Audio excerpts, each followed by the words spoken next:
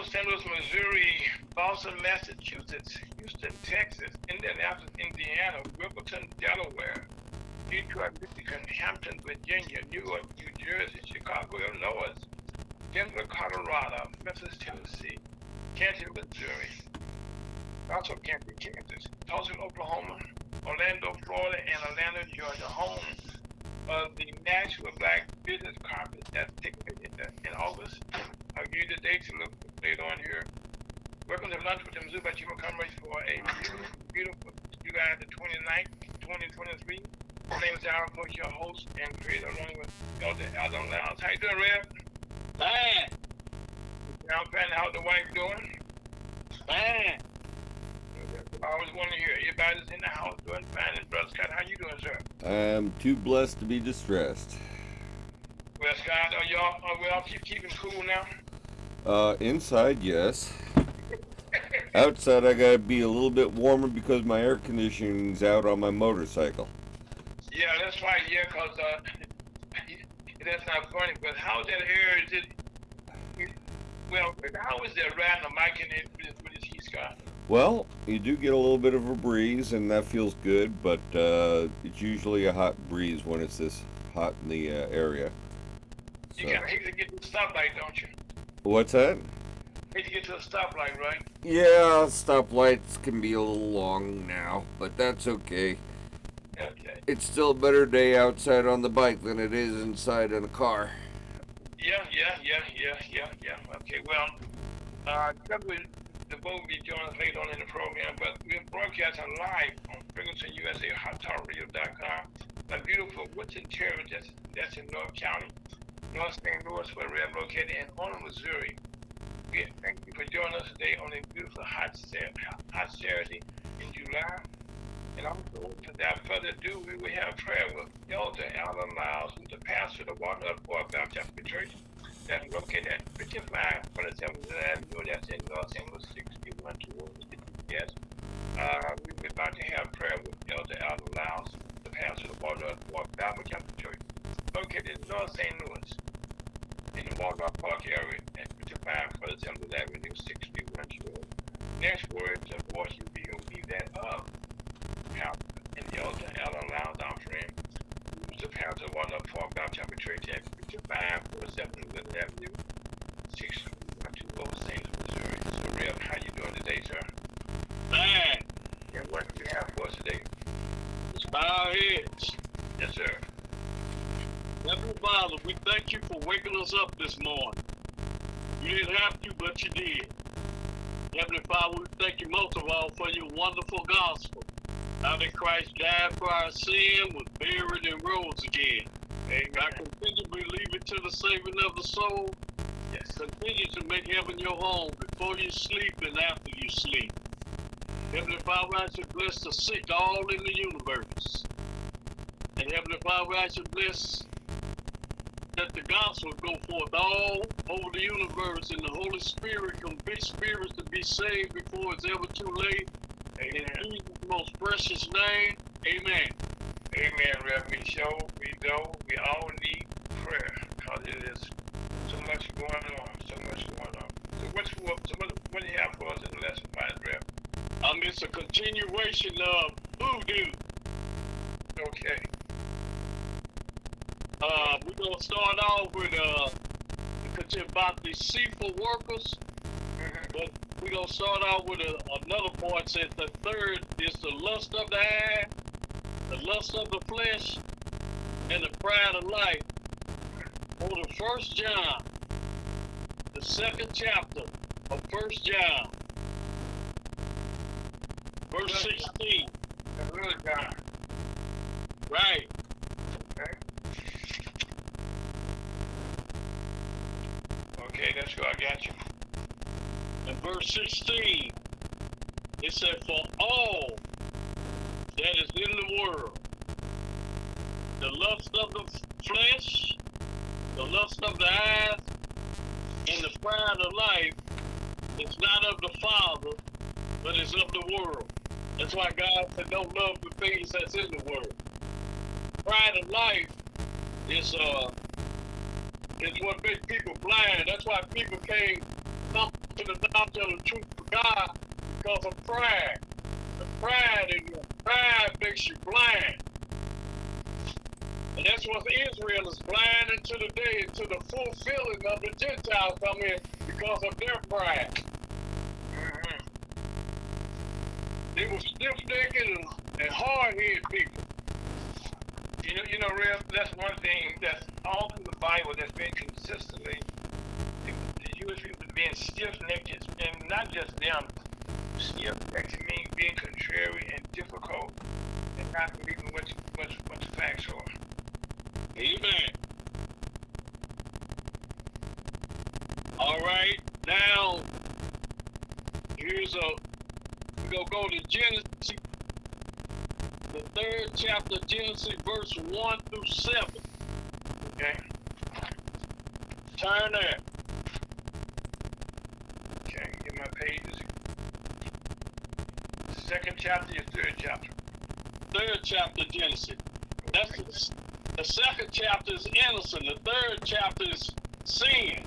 Okay. Beginning of sin is the 3rd chapter. Mm-hmm.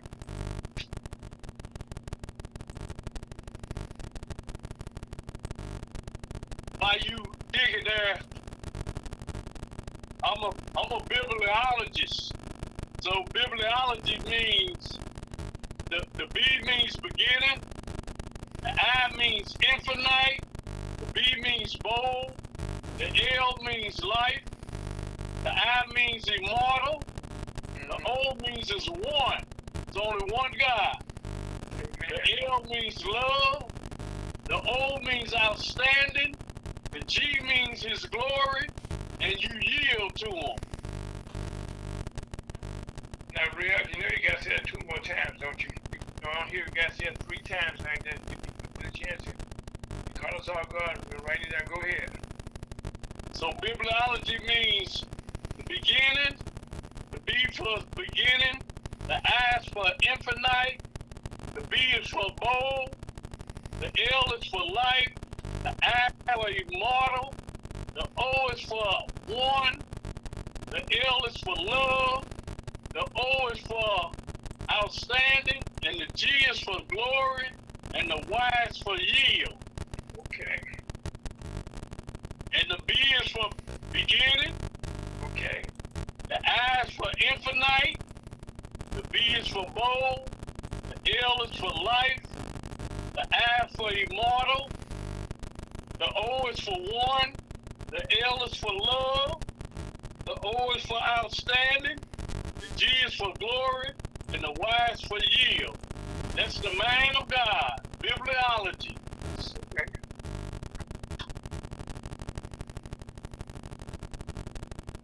In Genesis, the 3rd chapter, verse 1, says this: Now the serpent was most subtle than any beast of the field which the Lord God had made. And he said unto the woman, Yea, had God said, Ye should not eat of every tree of the garden. See, that's the spirit that's in the world today. That's the spirit that causes all this confusion and chaos out here. All the evil doing that's going on out here. All the corruption. It is set up on this wicked system. The system is wicked because it's ran by Satan and his demons. Even though he got human beings, Satan got children. And those people that are in office from the president on down, if they're not born again, they're working for Satan. Amen.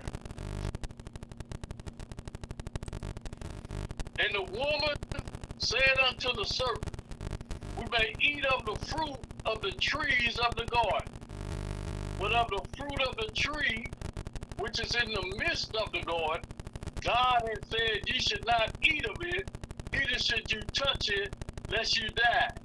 Now, it was some add-on in this 3rd verse because God had said, touch it or not. That was Eve and her ad-libbing in it. Okay. See, a lot of people, he didn't say nothing about touch. He told Adam, don't eat of the tree of the knowledge of good and evil. That's all that was the commandment. But she done put something else in it because she was messing with the spirit of this world, which was he. She was talking with him, and he was causing confusion. Okay. Verse 4 said, and the serpent said unto the woman, you should not surely die. See, she had already believed him. And that's telling you that they have had very other conversations before this came up to this. Okay. But God do not know that in the day ye eat thereof, then your eyes should be open, and ye should be as gods, knowing good and evil. That's the spirit in the world, the knowledge of knowing good and evil. And when the woman saw that the tree was good for food, and that it was pleasant to the eyes, and a tree to be desired to make one wise, she took of fruit thereof, and did eat, and gave also unto her husband with her, and he did eat. See, Adam was with him. And Adam didn't have to eat, but he did. Okay. And it wasn't, and everybody said the woman caused him, not a woman ain't caused him to do nothing. Adam willfully sinned. Because he knew he wasn't supposed to be eating of that tree. Yeah, that's a direct order. Yes, sir. And the eyes of them both were open, and they knew that they were naked. And they sewed fig leaves together and made themselves aprons. And that's what they doing today in the world. Only thing they doing in the world now, they got everything out now. They're shaking their rumps and everything. Everywhere you go, they half naked. That's why that spirit of the world is the lust of the eye, the lust of the flesh, and the pride of life. It's inside your house. It's everywhere you go. And it's talking about you as an individual.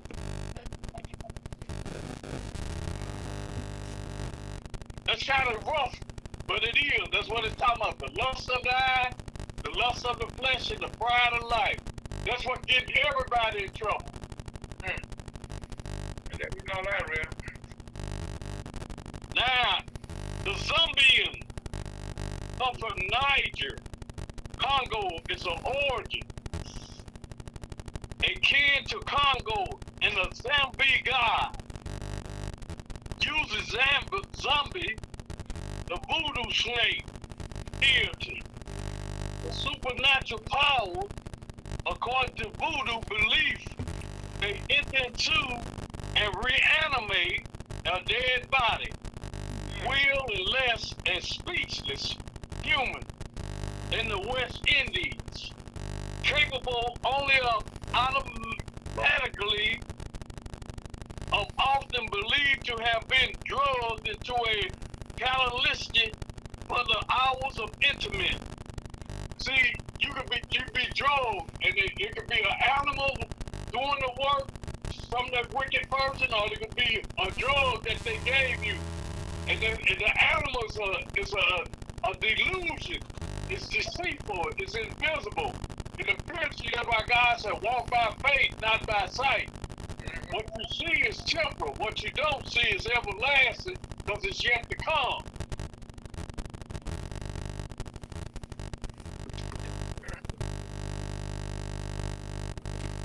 Next part, scriptures to protect you against the wiles of the devil. Look at Exodus 22:18. The next book to Genesis. 22:18. 22 and verse 18.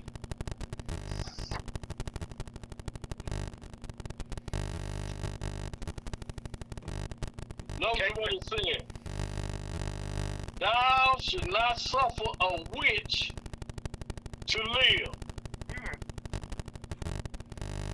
And this was up under the law. This is talking about the judgment and crimes against humanity.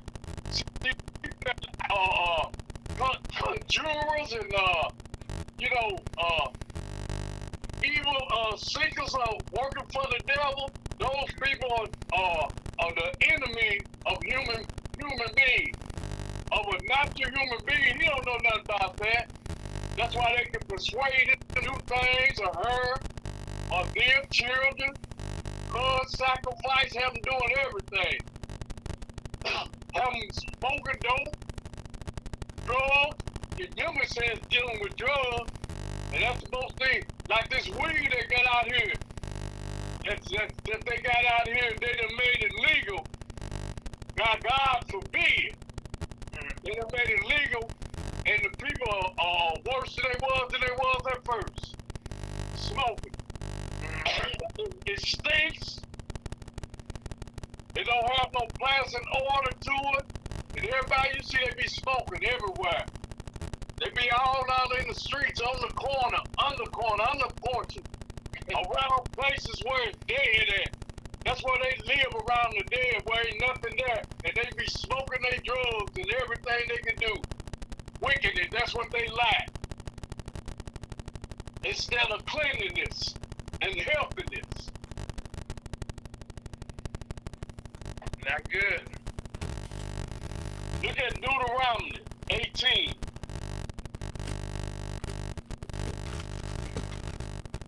Okay. 18th chapter of Deuteronomy.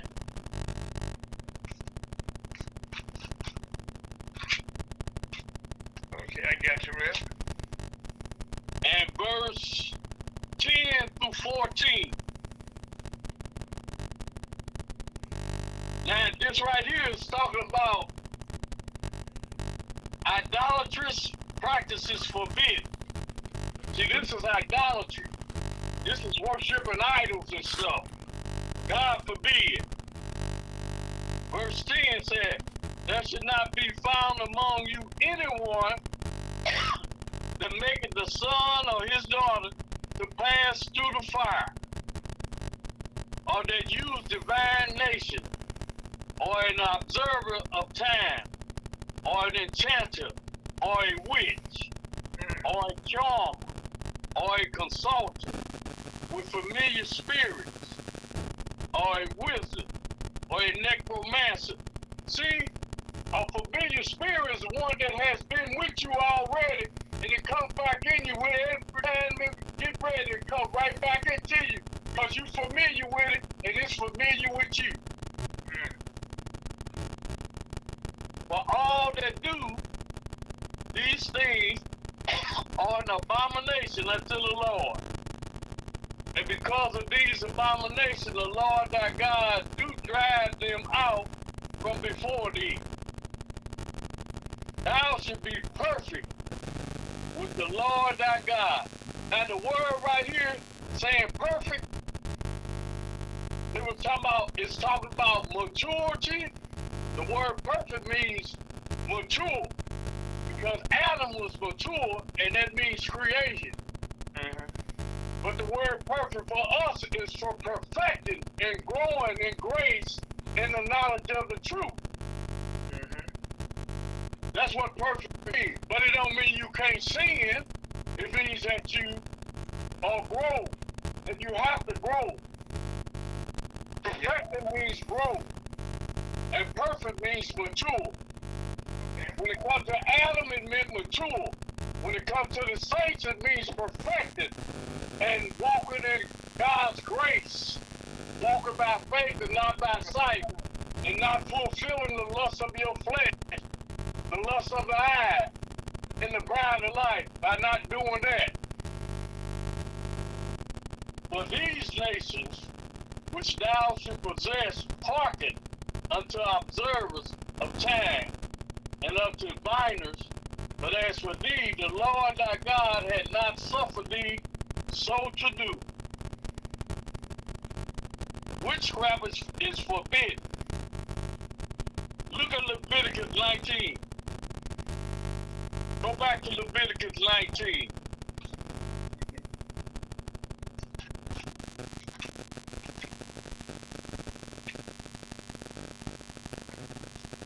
19, I got you.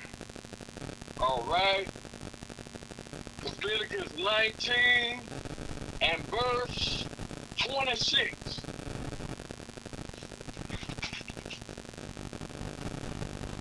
You should not eat anything with the blood. Now, blood is what makes an atonement for the soul. The blood is the life of the body.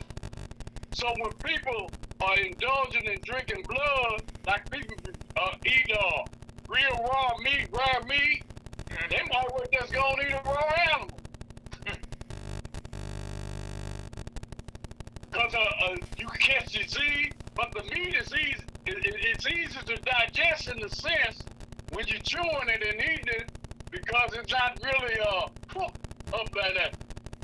So it's messed up. Anyway, Yeah. but you need to cook your food done. Yeah, they tell you that, Rev, because, matter of fact, like we're in it, it's been said now that this COVID-19 came out of some unclean animals, from over China. Yep. Then they go on to say, neither should you use enchantment, nor observe time. In other words, you shouldn't be worshiping time. You ain't got no control over time. You don't know the day or the hour. But you think you know. But that be those demons deceiving you and doing them things that you commanded them to do through your wickedness. So you practicing this. Well, Rev, I tell you what, okay, as it turned out, time is not on outside today, okay, because right in the middle here, this could be to be continued. It's okay with you. Amen. Okay, so right now, we thank you for the explanation that you're going 9 word and word from the Bible. That that's the thing, that these are facts that have stood the test of time for generations, and in fact, for thousands of years. Thousands of years. So anyway, we want to thank you again for those excellent insights and sharing knowledge with us like you do every Saturday. So anyway, that's Reverend. I call him Reverend Lyles, Elder Lyles. That's what I call him. He's the elder, Elder Lyles, who's the pastor of 104 Baptist Chapel Church. I want to thank him, and that's Scott. And then my name is Aaron, folks. That's Rev. That's Scott. You listen to lunch with the Missouri Human Commerce. Scott, take us out of here. Amen.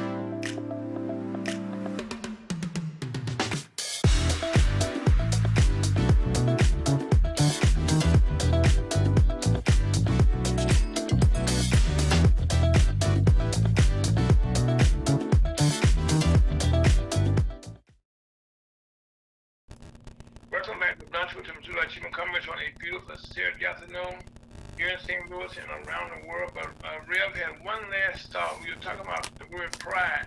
So Rev, kind of tell us what pride, how bad pride is. Pride is real bad. Of the spirit of that's in you, the lust of the eyes, the lust of the flesh, and the pride of life. The first two, you can work and get and command them, but the pride of life is where a person don't want to say that they wrong. They hard head, stiff neck. They don't like nothing but what's right for them. Long as for them it's fine, but when it come to you, they don't want to have nothing. And it ain't love. Pride is not love. Okay, now, real one. Then know we're gonna come back to that later on in the program. All right. Okay. All right. But anyway, one of the things, I don't care where you are right now, wherever you live at, you have been part of this has been the hottest July on record. I mean, in St. Louis, we had a couple 103 days. As you experience this, you can imagine, that we had 100 degrees here in St. Louis. In some places, like in Phoenix and places like that, they are up. They have had 20-some days of hotter than 22 degrees and 24 degrees. As a matter of fact, the global average temperature has been hotter than in the last 22 days for the first 24 days in July than any other date on record. This is according to the calculation by the University of Maine Climate Reanalyzer. And they analyze this stuff and they're telling you right now it's very hot. And it's getting hotter, but it's something Nelly. Getting hot up in here. Well, it is hot up in here. As a matter of fact, if you go in the ocean off the tip of Florida, that is the hottest point in the ocean around the world. Over 100 degrees. Matter of fact, it is 102.4. This is in the ocean. Now, you wonder why we have all these problems. Well, as this makes the iceberg at the North Pole and South Pole, they're melting now. And as they melt, that means that that's changing our whole climate for us around the world. And that's why you're seeing more flooding, you're seeing more hurricanes, you're seeing more tornadoes, you're seeing more earthquakes, you're seeing more fire from the dryness of the land. So again, anyone can tell you how you can help be a part of trying to fix out how to be part of the solution to the problem, not the problem. I'm asking you to please stay cool. That's what you can do. Drink lots of water and fluids, not alcohol, lots of fluids. And please stay cool. And one of the things that we all can do is check on your neighbors, make sure that they're okay. If you don't see them in a couple of days, your elders sometimes, the others do not want to put the air conditioner on, or the fan, they want to save their medication. So please check on do the right thing. Check on your neighbors to make sure they're okay. And also, again, this is kind of a bad news tip. The COVID-19 virus that seem to be returning as these numbers are starting to increase, across the country and not just around the world. Now we all kind of put to sleep a little bit because they're not been reporting on the numbers every day. But the only good news so far when it comes to COVID-19 is that the hospitalizations are still low. But right now, wherever you can, please wear your face mask. Continue to wash your hands, and when you can, put a little space. People right now are coughing, they're sneezing on you, and that is not good. So again, I know Rev, I do, and I think you do. I know you do, Rev. We wear our face masks. Amen. Because right now, people take a chance, and sometimes, the hospitalization may be down, but all you see that one time that may be you. So again, please look out for your own self. And another thing that's, times are changing here. This week, Elon Musk, who bought Twitter last year for $44 billion. Anyway, over the last year, you had all heard the bad news, people leaving Twitter. Well, right now, most people buy a brand, like Nike has a brand. We have, branding is a thing in telecommunications, like in social media. Well, the little bird on Twitter was kind of worldwide, nationwide, global-wide, a sign everybody can recognize. Well, branding is hard to do, but right now, Mr. Musk has changed that bird to an X now. Now, he did it because that's what he owned the company, but he's gotten into trouble in San Francisco, where Twitter is actually located, the headquarters there, changed the sound of the building, and now he's facing some charges because, you got to have a permit to change a sign on a building. You got to make sure it fits the specifications, the size, and stuff like that. So right now you have another lawsuit coming on about just doing it this way, and that's not how it works. Now also, really good news here in St. Louis, in this area. Our Congresswoman Cori Bush has just filed a bill in the United States House of Representatives aiming at limiting the use of solitary confinement in prisons. It's called the Solitary Confinement Act. But this would do, it would largely permit the use of solitary confinement in prison. We have found that this leads to a whole lot of problems when a person comes out. Sure, we have people that do it, they got to be put in some type of way. But what this is doing now, it kind of being abused in some cases. I mean, with immigrants coming in, detention facilities is doing people are evil right now, the real just said. And like, I guess a good example of that was this past week, I think it was last week downtown Lyles, where this truck driver was riding down the highway, and he was surrounded, and this has made no sense to me, I don't know about you, Scott. He was surrounded by state highway patrol people all around him, the guns pulled out, and he got out the truck, made the orders, and all of a sudden this man sticks his dog on it, and he was telling him, don't do that, don't do that, don't do that.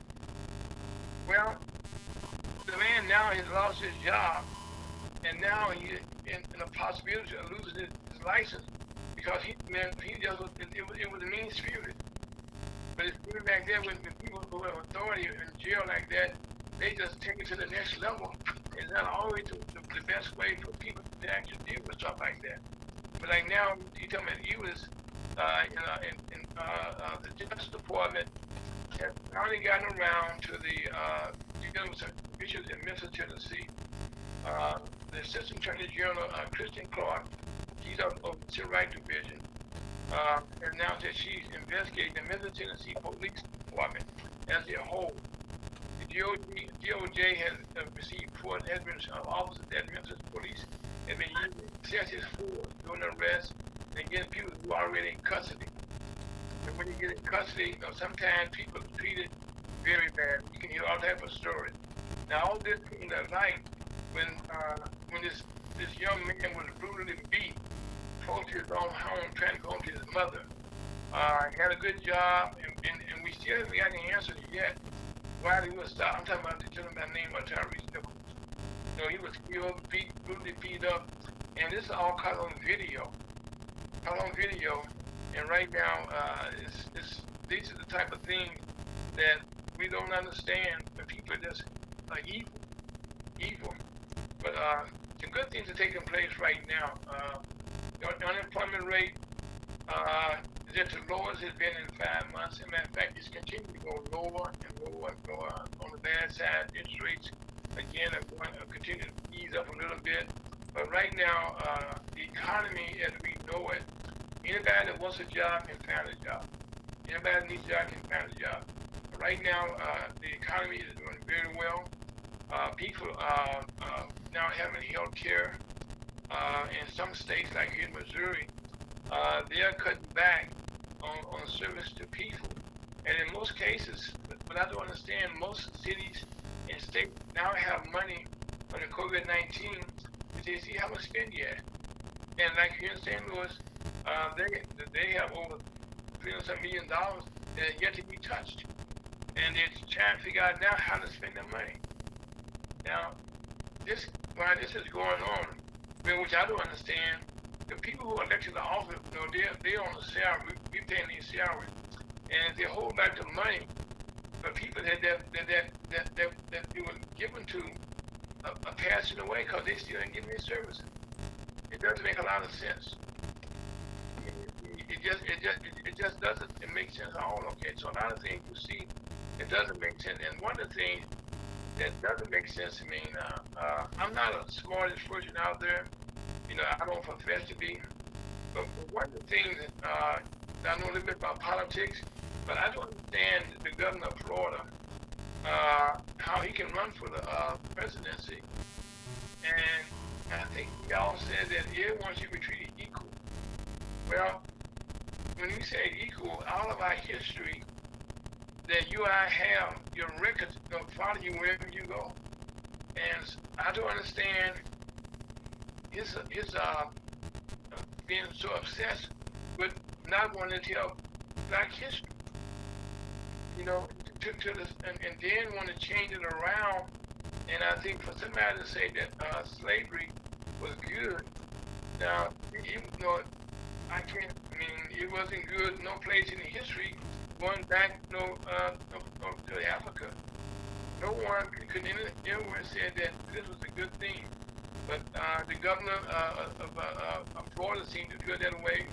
And not only does he don't want to tell the history of Florida, but Florida has a lot of history to tell.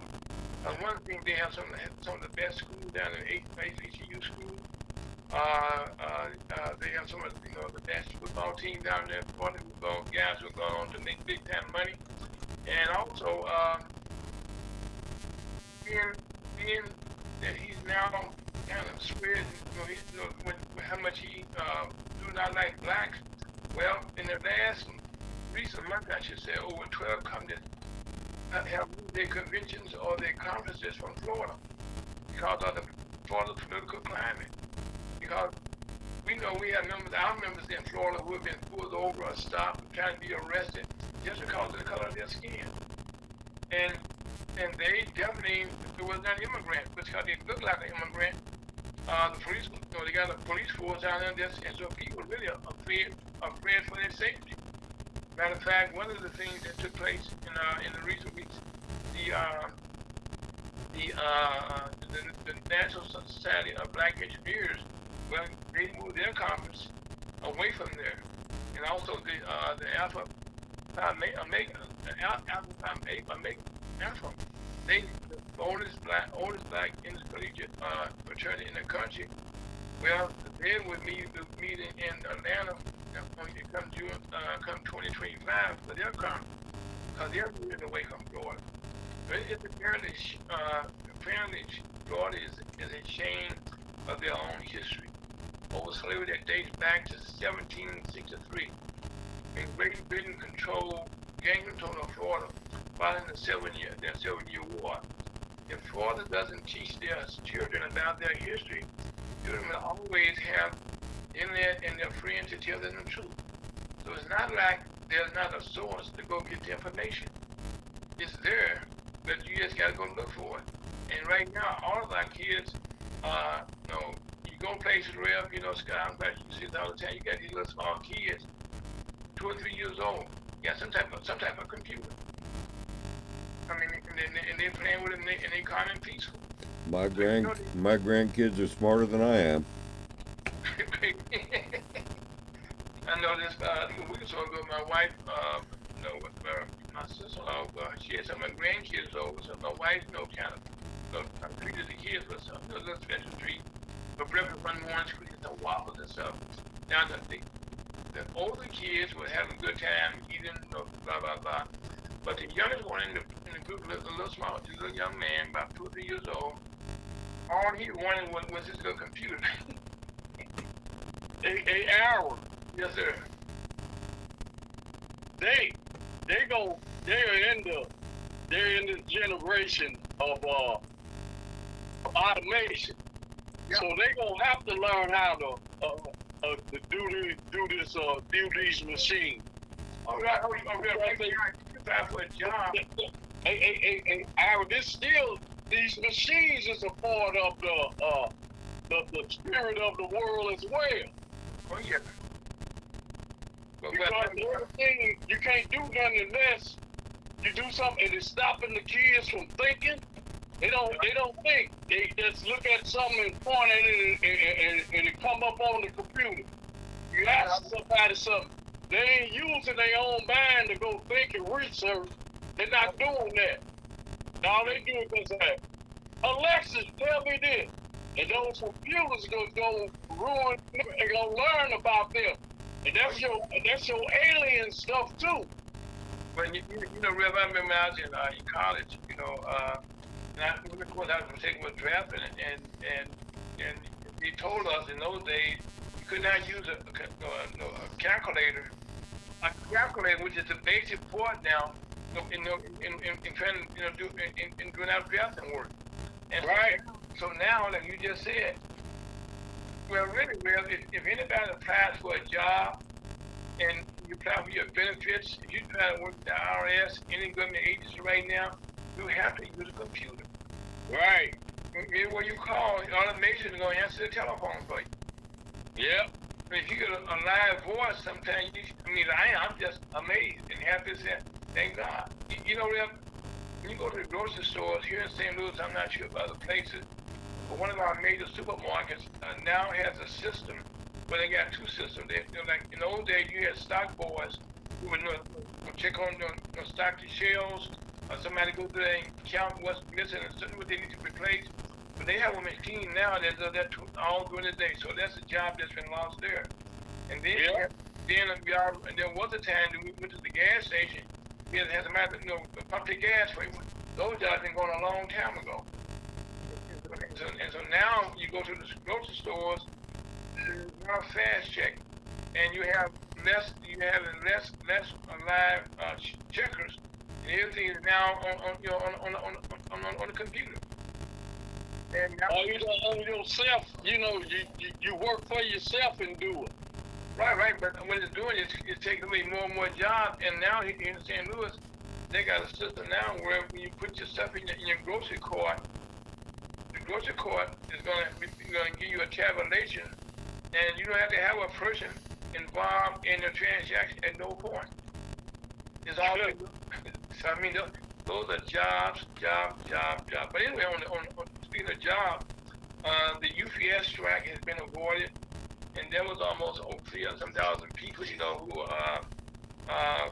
there's a brown truck that you see running around. Well, they will be working their teachers, and I'm happy to say that they will not be on strike because a lot of stuff, medicine, goes through those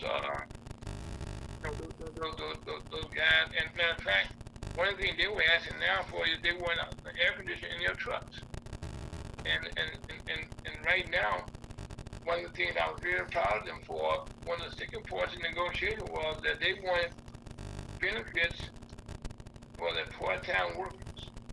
Now, see, these are how companies, other employees get their benefits because they want to make sure people don't go union, so they can get them benefits like unions are getting now. But that's how the system works, really. But anyway, I try not to get too much into this, okay? But talking about President Donald Trump, he needs his own law firm because every day, you get tired of the news.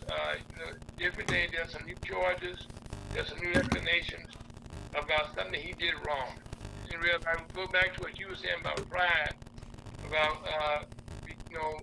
one of the things that right now people need to understand is he cannot admit that he's guilty right now. But if he admits that he's guilty right now, he can no longer run for president. He can no longer raise money. He cannot, continue, to stay out of jail. So right now he has no option, okay, but to plead guilty. Now, what I don't understand is people around him who are smart, who are doing dumb things, and going to jail along with him. And his history in the past says that his word is not worth much. And those are the things I just don't understand. That's the pride of life. Well, it's the pride of life, but at the same time, people should not jump down that rabbit hole. But anyway, that's a story for another day. Let's keep talking. We don't talk about that a lot here. But right now, all of the business associates that work with him, who follow him, they most times end up in jail. We got over 1,000 people right now that's been arrested from January the 6th, and there's a whole line who's still waiting to go to jail on that also. And also, it just amazes me how so many attorneys are losing their license doing stupid stuff, which is kind of I don't know, but that's over my pay grade, so I'm not getting into that. But also on a good note, okay, the unemployment rate is the lowest, as I said before. support. But now on the other side, the strike at UPS has been done, but in California, in Hollywood, around the country, the screenwriters and the actors unions are being on strike. And this is going to come to a head very soon, because right now TV is about to change, for the good or for the bad, but it's about to change. And also in New York City, something that's moving forward. Finally, two senators, one was a senator from Kentucky, had a hold on nominees from the State Department for ambassadors to go to different countries. Well, Italy, Ethiopia, Jordan, United Arabs, Nigeria, Rwanda, and Georgia. These confirmations have gone forward because Senator Rand finally approved that. Now, keep in mind, the ambassador for Nigeria just got approved, and there's already a revolt there. So this is how these holes are changing the system for everybody. And also, on stupidity again, is Senator Tuberville from Alabama. She refused with any military nominees, and this is going to be real crazy here. His thoughts about his personal feeling about an abortion policy does not cost anybody money. These people want to be able to travel on their own expenses and go where they need to go for their own personal lives. And this is coming up on the start of the school year, kids, everybody's involved. And also here in St. Charles, Missouri, there's a high school called Fancy Town. Well, they continue what happened. The school board, this past school board, they put in some policies that were respecting the black students' rights there. Well, a new school board came in. Guess what? They said all that went away. They don't believe in that no more. So there's a little pot brewing there in St. Louis City and County. Jacket and murder continue to rise. Okay, no, my name is Aaron Folks. That's Elder Alan Lyles, Scott Owen. My name is Aaron Folks. We are listening to Ferguson USA.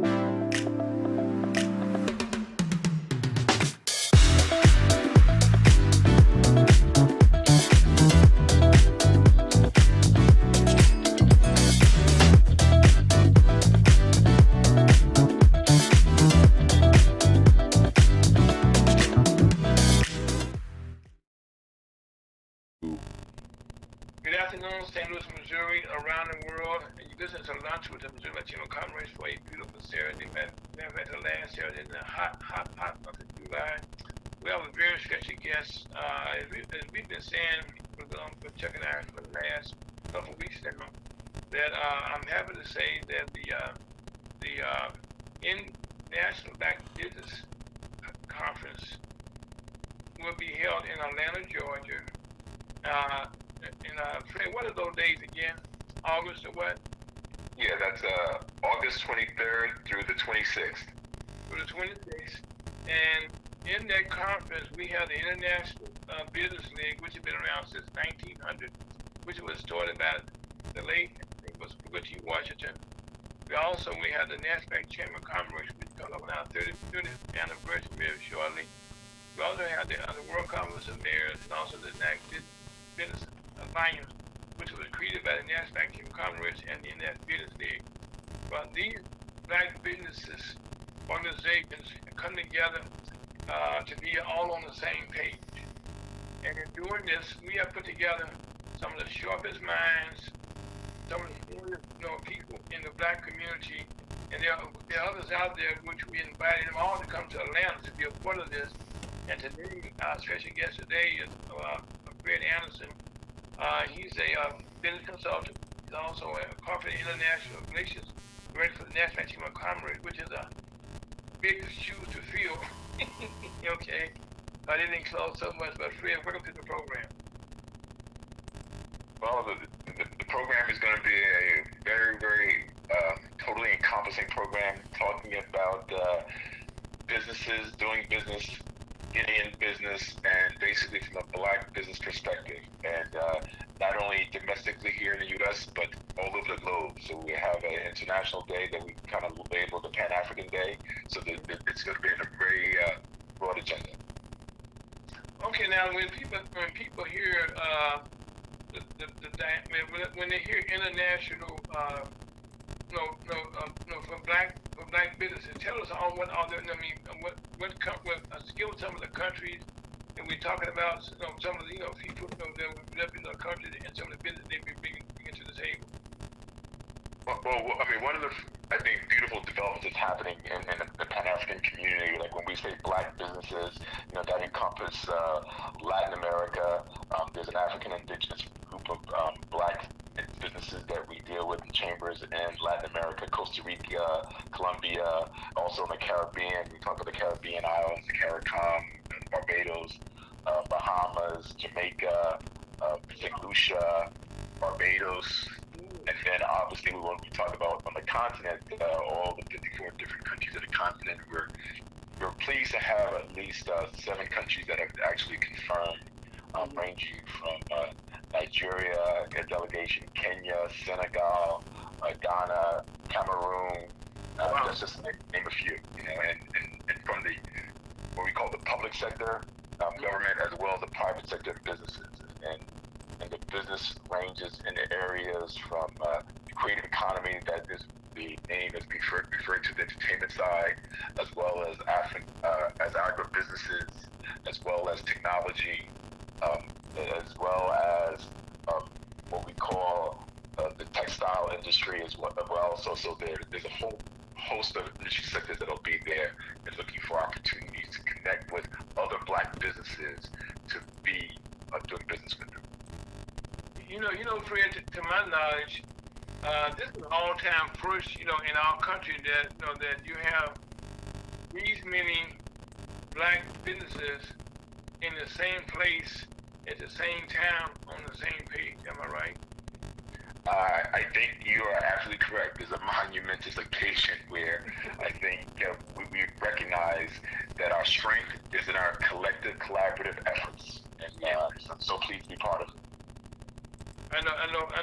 One of the things that I don't know you listen to the program, but Reverend Lyles was we were talking earlier about people not working together, about being different people. But for us in this, okay, what you just described was just one component of what's taking place, in Atlanta next month, and to have opportunity if you're a business owner in this country that's like to increase their reach in another country.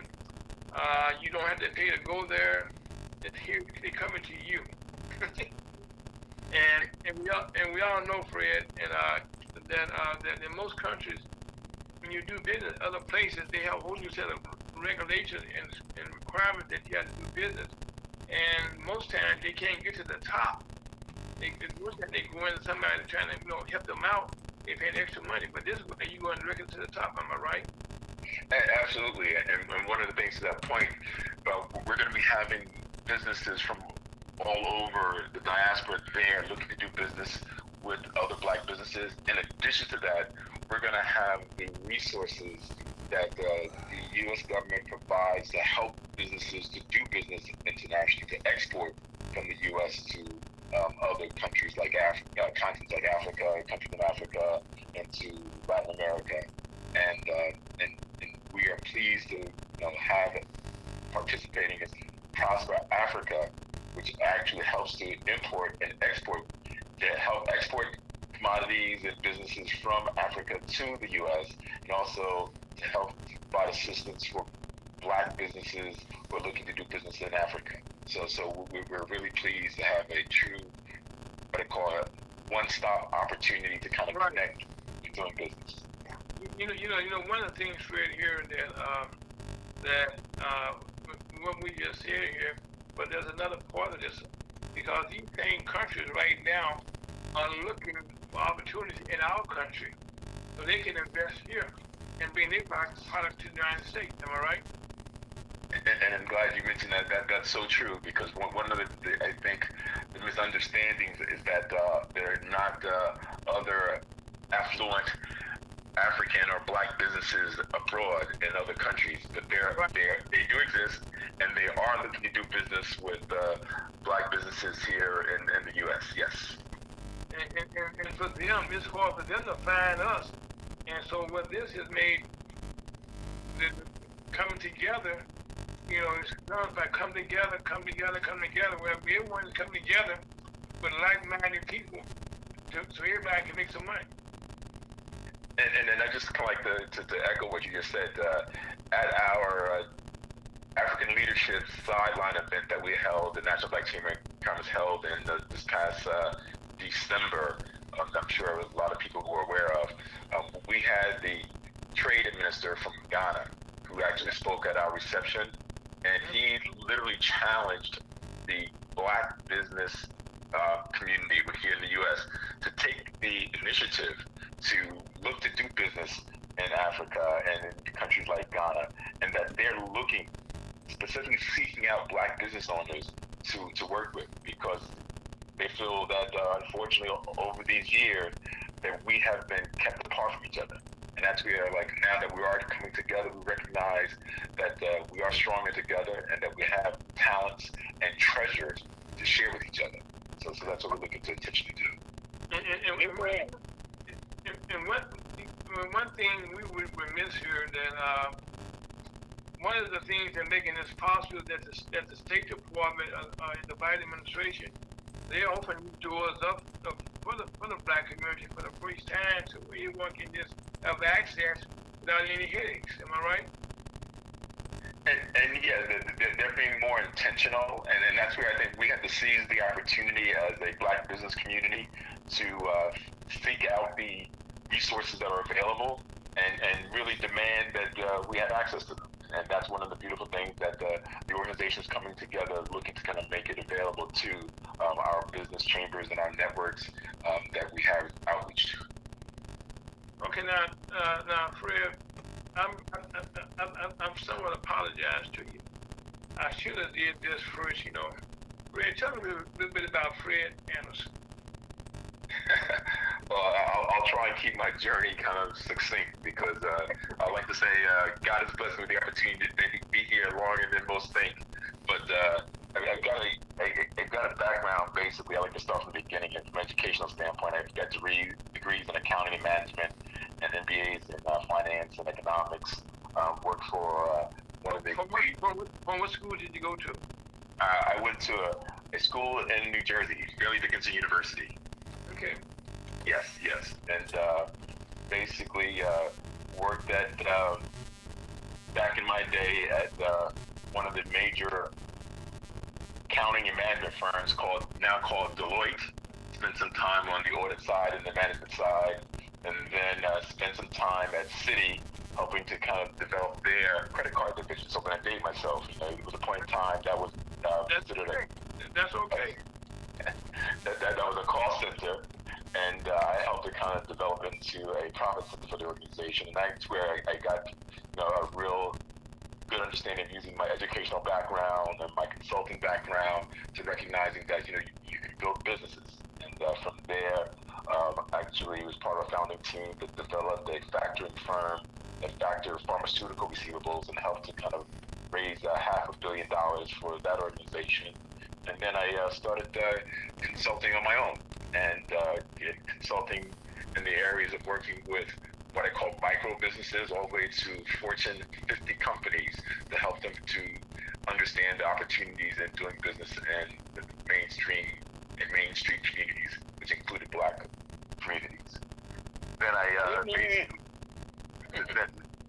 then I kind of had some clients that led me to realize that there is a opportunity for us to do international business. And most recently, in the past 5 years, started a consulting firm that's called Blueprint Global Consulting Group, which basically is keeping it simple.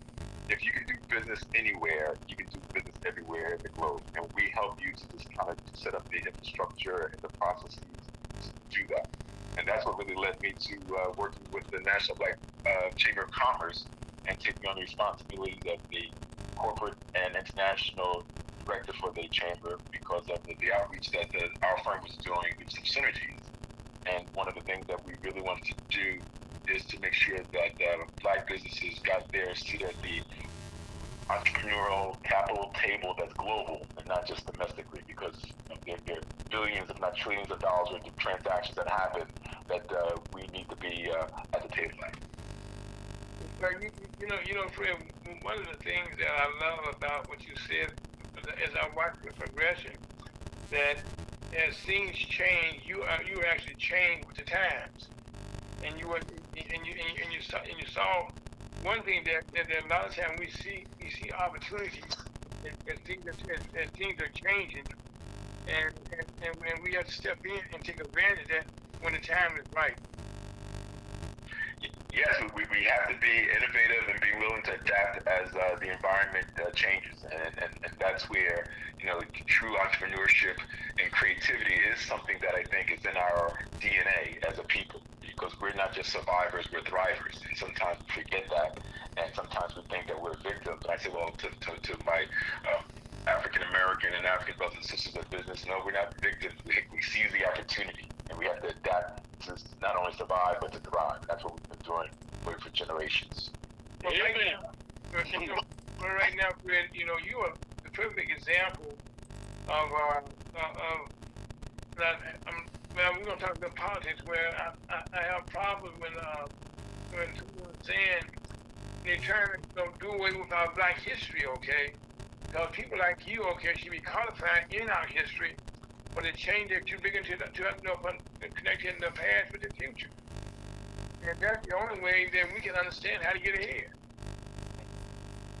You're not gonna get any argument from me on that one, because I think all too often that our stories are not really told, and that's where I think as we kind of move forward, we're starting to realize that we can't, how can I say, rely on others to tell our real story. Right. We have to seize our narrative and basically tell all of the stories, because collectively we have tremendous stories to be told. And from a historical standpoint, from how we've been able to overcome challenges around the globe, basically it's amazing. And that's where, when we kind of connect our diaspora together, we realize that we've gone through similar challenges. Now we have to make sure that we stay connected so our stories get told, so we can understand that we truly are the people that can overcome and have been on the top for centuries, for decades. You know, Fred, and one of the things, okay, I love about your commerce, since our inception, our creation, our goal was to tell the story that people don't tell about Blacks being able to be successful, doing things. We always say we like to have people come on that people don't hear about, they should hear about, and they should know about other things that are taking place, and no one give us credit in history. And as we see now, our history trying to be erased, okay? And that's I love history myself, and I think your history alone, and I guess I have to talk about Chuck on this. He's been like global ambassador for the table for so many years that he's opened up doors around the world. You know what I mean? You know, and which opened up the doors for you now to step in there and have access to so many people. Am I right? So many. That's so true. And I'll just share a quick story. I was basically entertaining some visitors from Kenya a couple of weeks ago, and we were talking about the different things that we were involved with. And the gentleman said, you know, you have to meet one of my colleagues. So we set up a virtual Zoom to meet one of his colleagues, and as I'm talking to him, he mentions, "Do I know Mr. Charles DeBow?" And it was like, "Do I?" And the beautiful, how can I say, narrative, the fact that he shared that he had conversations and met Charles and Harry and Kay over 12 years ago. Right. And that's where it did my heart so good to realize that the work that the Chamber's been doing through Harry, Kay, and Chuck, that it still continues, and that's where it also reaffirmed that we're truly 3 degrees of separation from knowing all the people that we need to know.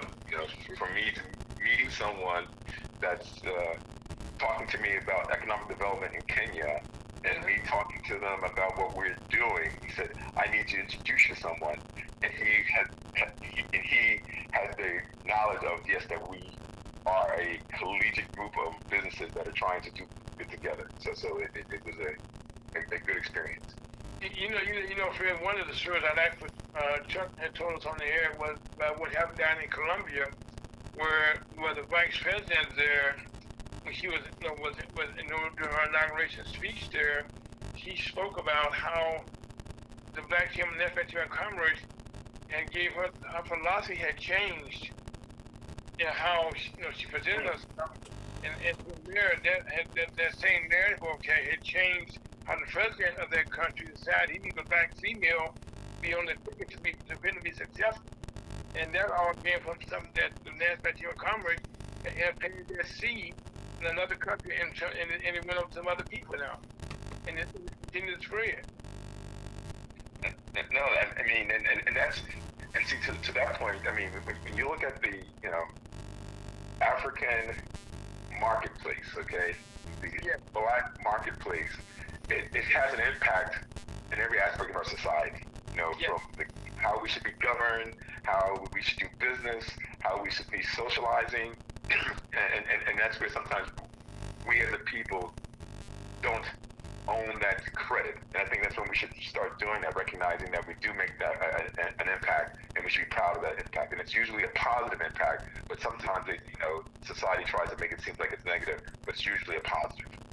But see, one of the problems there is that there's not many outlets in our country, such as this program today, that's spreading the real story, about what the facts are, and what you are doing, and what Chuck is doing. And matter of fact, as all of our chambers are doing.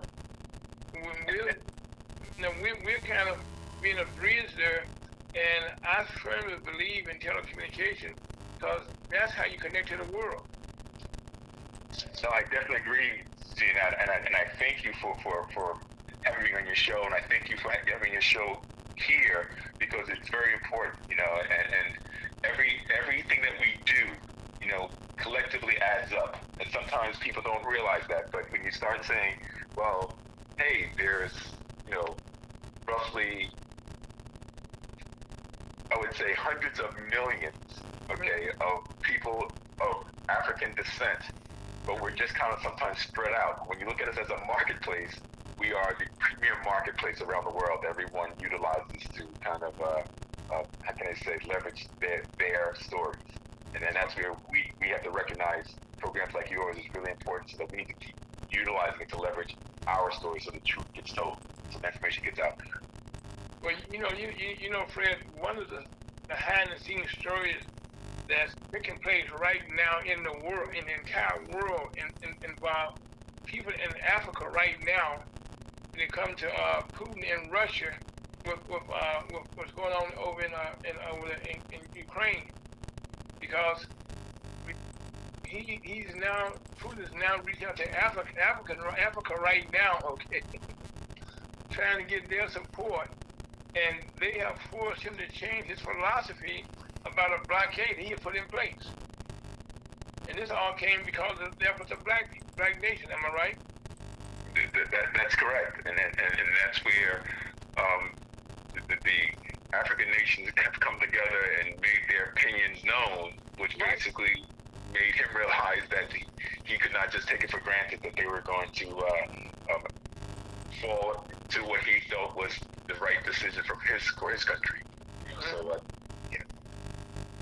You know, one of the things that people take us for granted in Africa, that country alone, or that not the country, that continent alone, it has all the riches that people all want to get: diamonds, oil, uranium, any mineral that's out there that's valuable right now that's needed for the world, for the rest of the world to operate, primarily comes from Africa.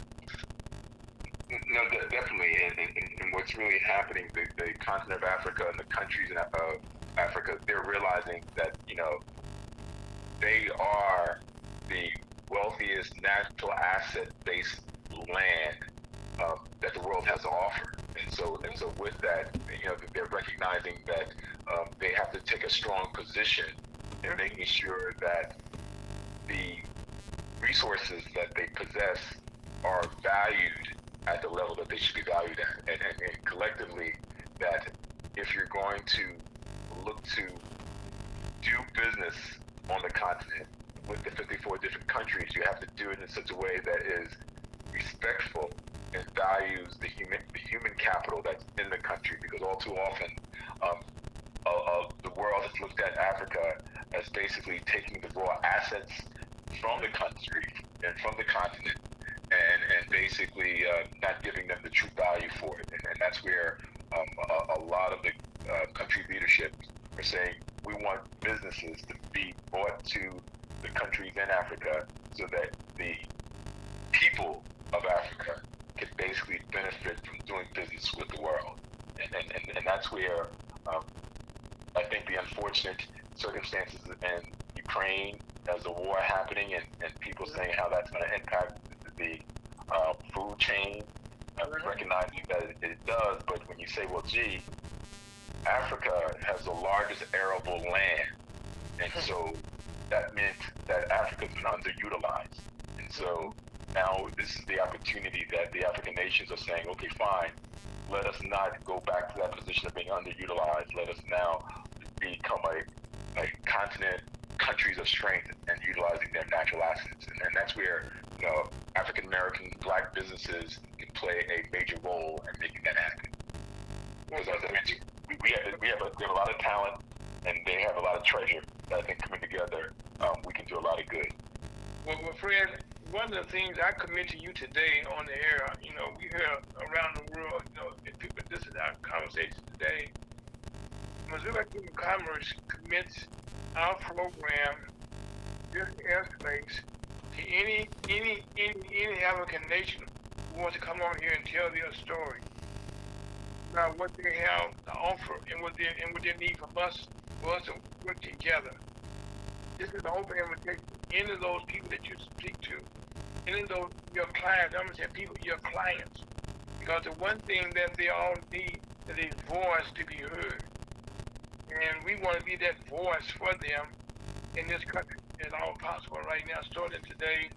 And I think the people that we have coming to our conference down in Atlanta, and again, this is something that was put in place by Chuck, Harry, and Kay years ago. And now people are seeing the value of how we can work together as one. And we all have the same, one thing we can nobody can do. Our skin color cannot change. So true. You know, we can't. You can tell a different story. You can tell lies on me, but at the end of the day, the fact are that we are still who we are. And right now, in any country in Africa that needs an outlet to tell their story, these airways here. And I got Scott on the line with me, our general manager, and I think he would agree with us that we want to have the story told so people can benefit and grow and become more prosperous. Am I right, Scott? That's correct. Yeah, Well, I definitely would carry that generous offer that you're making back to my relationships internationally, clients, and also the other international chambers that we are connected with. And so be prepared for having a number of different what I call world guests on your platform. Well, that's why we're here. And as when we started this years ago, we've been doing this for a number of years now, and we just felt that too many times the truth is not told. You know, about what is going on, and it comes to international trade now. Almost any corporation in America is trying to get an office in Africa someplace. I mean, am I right? Oh, most definitely, and that's where all too often it's been a lot of the Fortune 100 companies that are looking to rush onto the continent and to different countries to set up a position so that they could be first in line to take advantage of the opportunities, and that's where what we're trying to do both in the chamber and our firm is to let what we call the true black businesses know that there is room for us to be at the table to get a part of those business opportunities, and our black brothers and sisters around the globe are looking for us to kind of be there, and they want us to be there, and that's something that I'll just mention.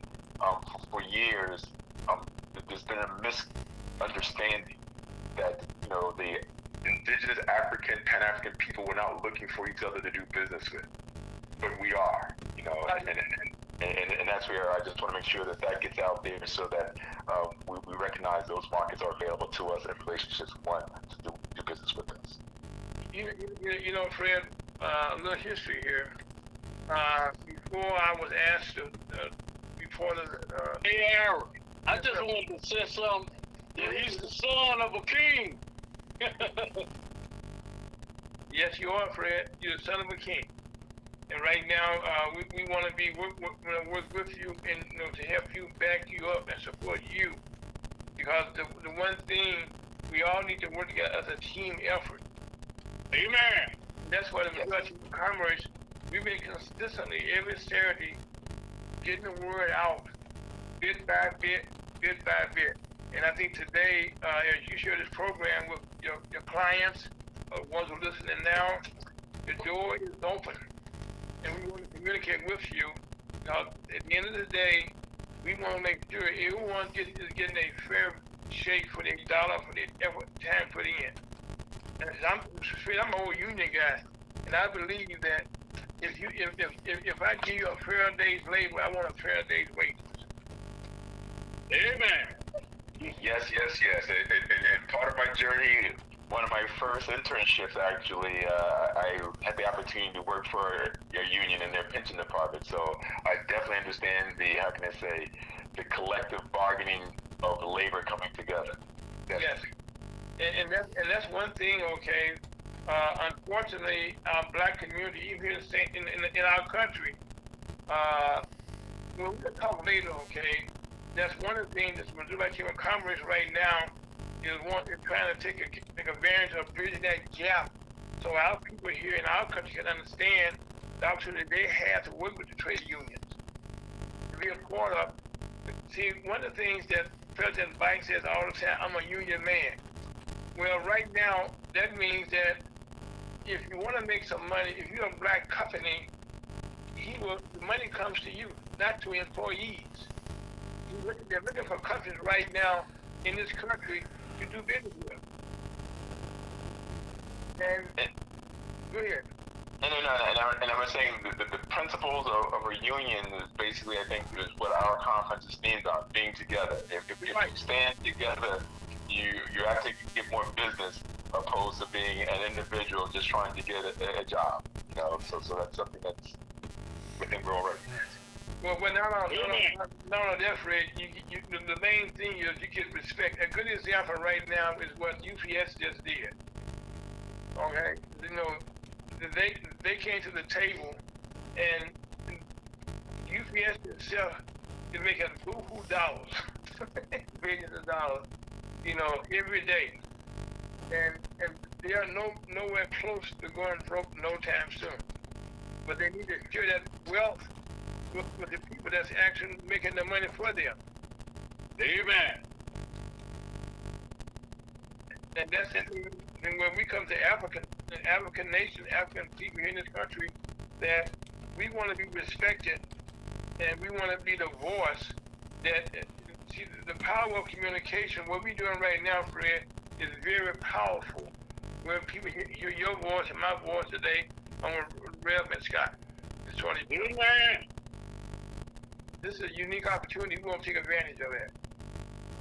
Yes, and I think it's a good thing that we're definitely showing that we can come together and do business together. We can work together. We can tell our stories together, because as a collective, basically, we are a market that matters in every aspect, as I mentioned before, in our society. And so we should basically use our strength of togetherness to basically achieve our own objectives for our people and for our communities. Well, you know, the power of this conference, so far we have just been discussing the international part of what's going to be offered there. We haven't got off into the conference of black mayors around the world who are going to be in Atlanta, what they're bringing to the table.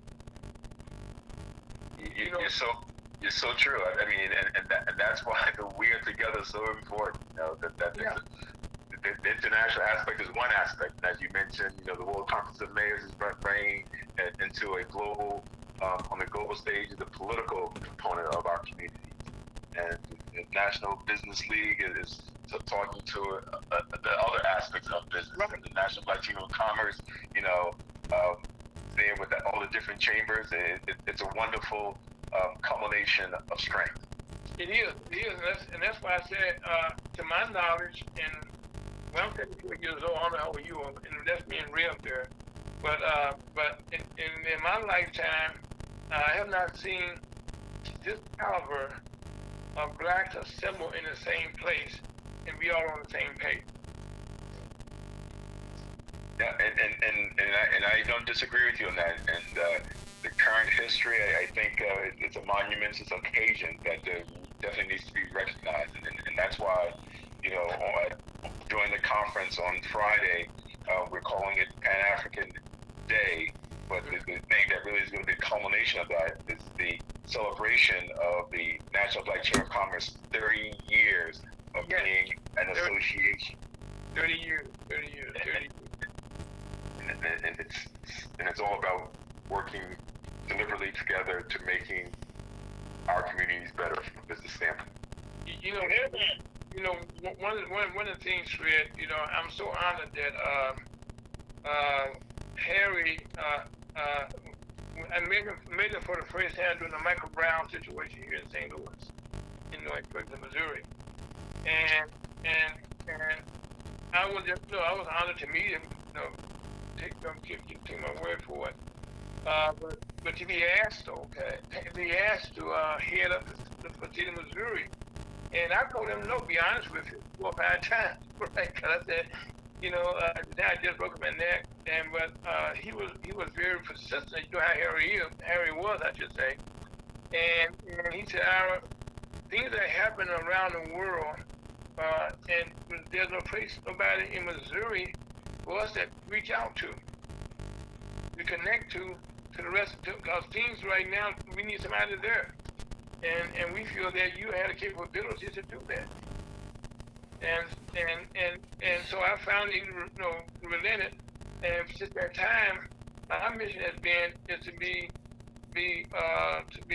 sure that I, you know, make sure his trust was not misplaced, and as Chuck and I have worked together since Harry and Kate's death, to make sure, as I told Chuck every Saturday on the program, when he was traveling, that he is a global ambassador that's taking the word out from the dream that Harry and Kate held about what we're doing exactly now. No, I'm happy that Harry was persistent, and I'm happy to hear that you gave in and created an opportunity for the businesses in Missouri to kind of have a place, because that's what it's all about. You know, creating a network of people that are like-minded, looking to just strive to doing good things, and then that's where, you know, we continue. You know, we create a platform that is greater than who we are as individuals, because it's for the greater good, it's greater cause, and that's our people. Okay, but let me say this first, okay, before somebody takes this the wrong way. The reason I was resisting, but I just broke my neck in November. Okay. And I had been paralyzed, during that time period. And when he asked me, it was in March, which is about 4 or 5 months after I broke my neck.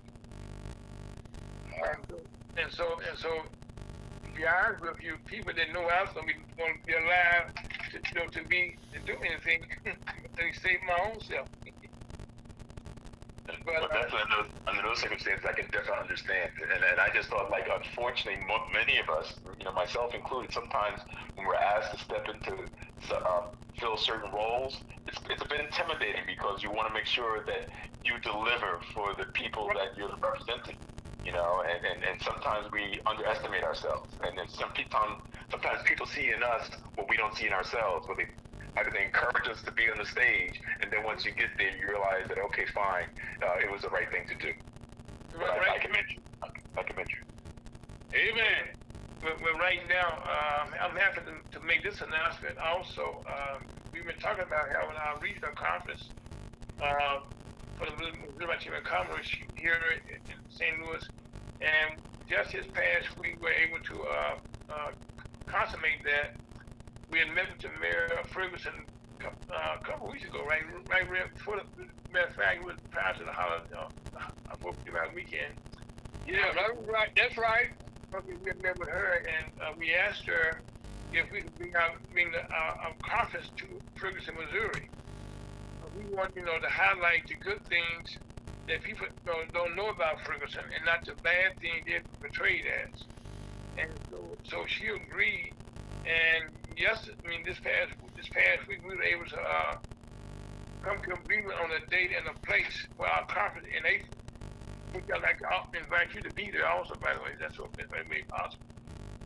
And well, thank you for the invitation, and I'll look to be there. That's my birthday month.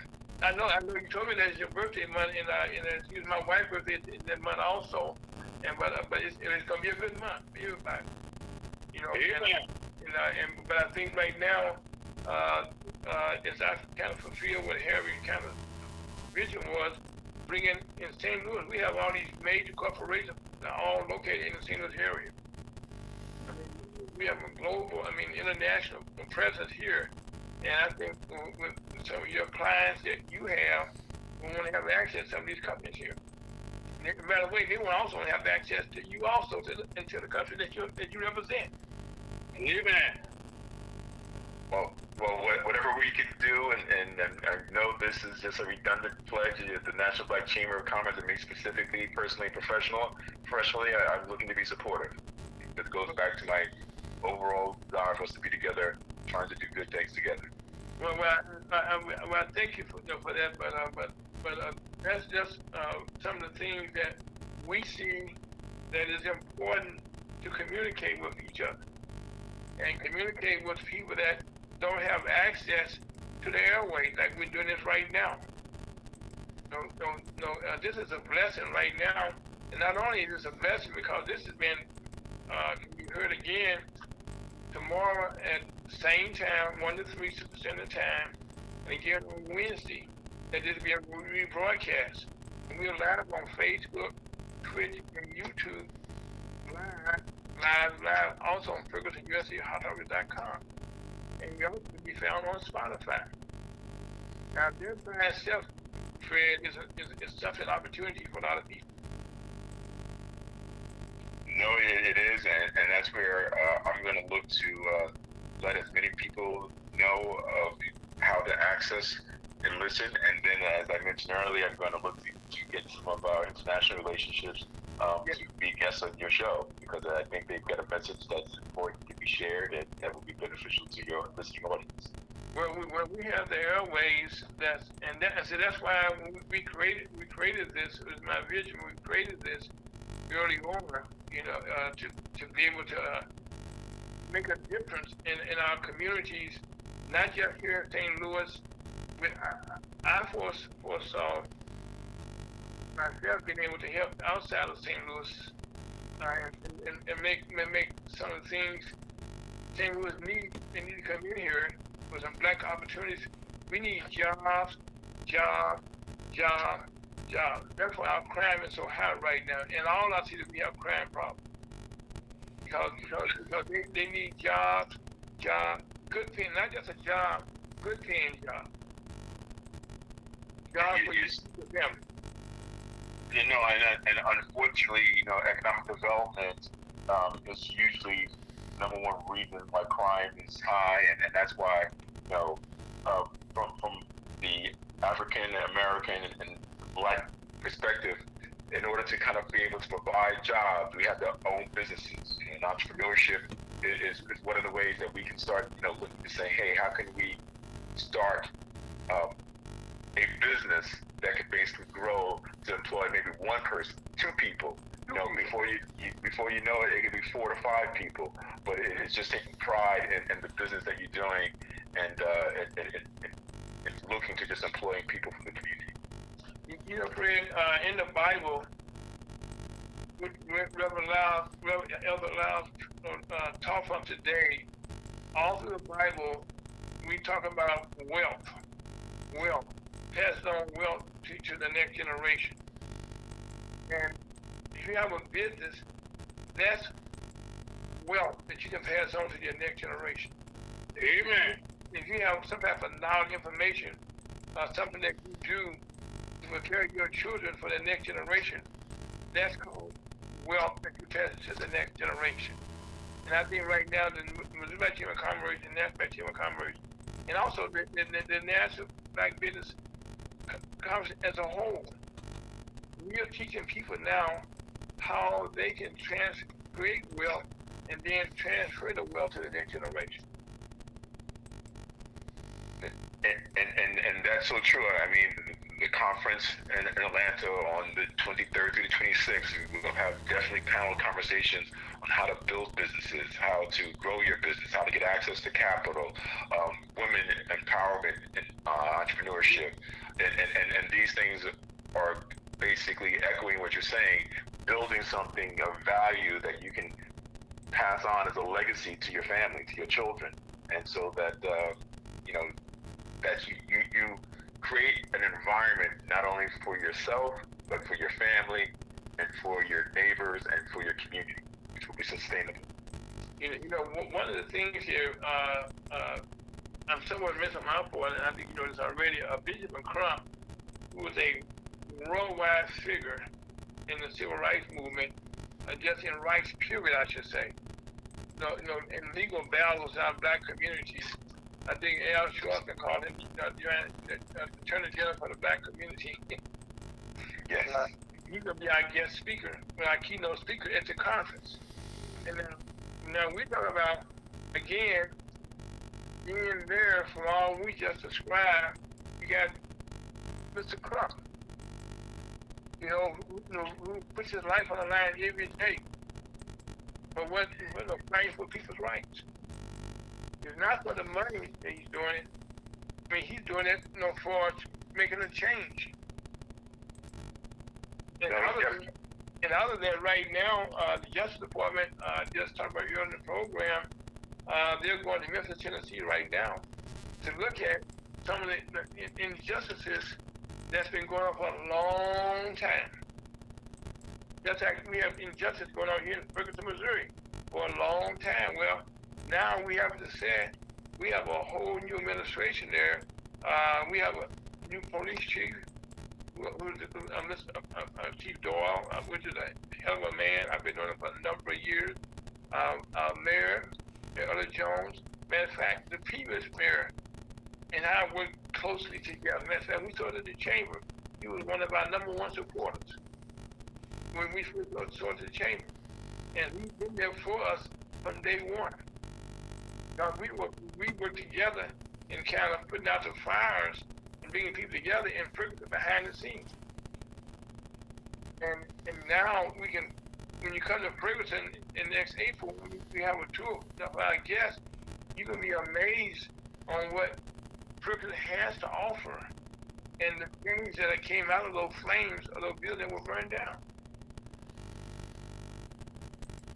No, and I probably will be amazed, but it doesn't surprise me because, as I said earlier, we as the black people, you know, we not only survive, we figure out a way to thrive. And that story sometimes does not get told, and that's why sometimes it's surprising. It's like of the efforts and the results. But I do not underestimate the capability of who we are as individuals, businesses, and basically leadership. I don't underestimate. You know, one of the things that the debate in Florida about black folks was slavery. The way he was described, the one way it should have been described, it describes a people that has survived with nothing, with the least of the least. Least of the least, okay. And we came here and created a whole country. They don't tell the story, but in Washington, D.C., that whole street design was done by a black man. Amen. They don't tell the story, okay, about stoplights was created by a black man. Amen. And I could go on down the list of our history that everybody appreciates every day. And the first president was a black man. Come on, Red. But again, as we grow more and more, and as we move forward, and that's what this conference is doing in Atlanta, Georgia, for the first time, we bring all these great minds all together on one accord. We have one message. We can and we will survive, and we all grow together. Amen. Yes, and that's a continuous story that we have to continue telling, so that it does not get lost that we are more than a capable community, more than capable. We sons of the king. Yes, Fred. And you know, most recently, a friend of mine,